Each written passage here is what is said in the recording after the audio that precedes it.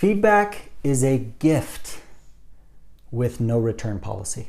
Giving someone feedback is like performing open heart surgery on them.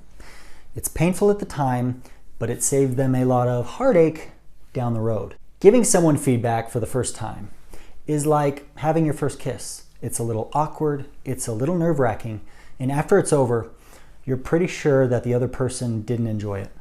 All right, bottom line, giving someone feedback is hard.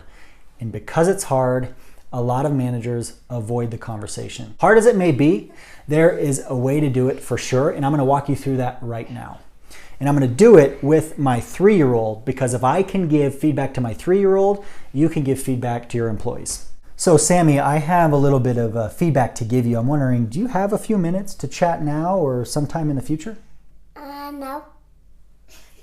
Okay, let's just assume the answer was yes, okay? You are now sitting down with your employee.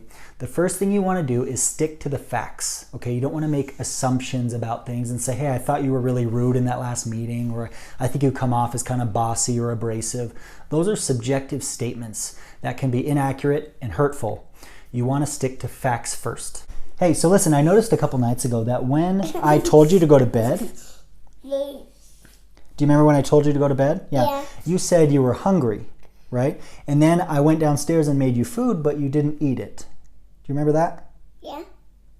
The next thing you do now is talk about implications of those facts. When you say that, I think that sometimes can come off as like, rather than you really being hungry, when you don't eat the food, it comes off to people like you were just trying to get out of bedtime instead of actually really being hungry.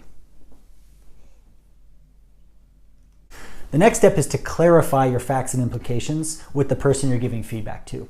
This is important because it gives them an opportunity to respond.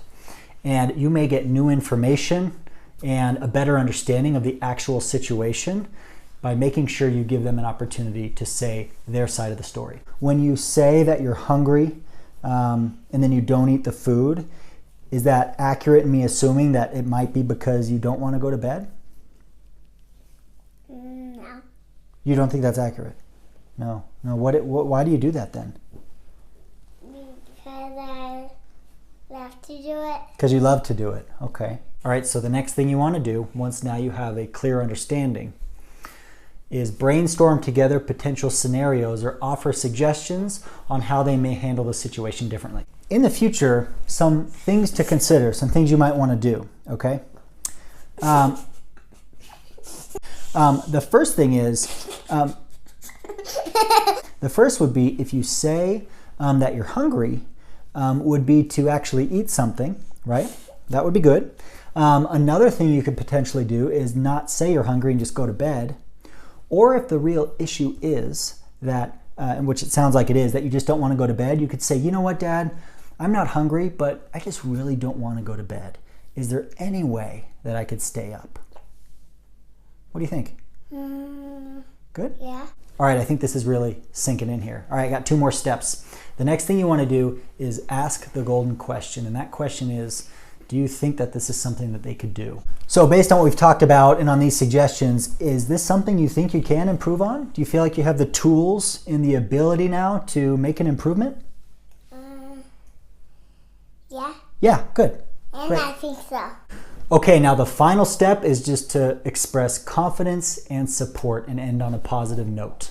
But I just want you to know that you're a talented kid, you know, and you have for sure have the ability to make these changes to get to a really good place when it comes to bedtime. I know you can do it, okay?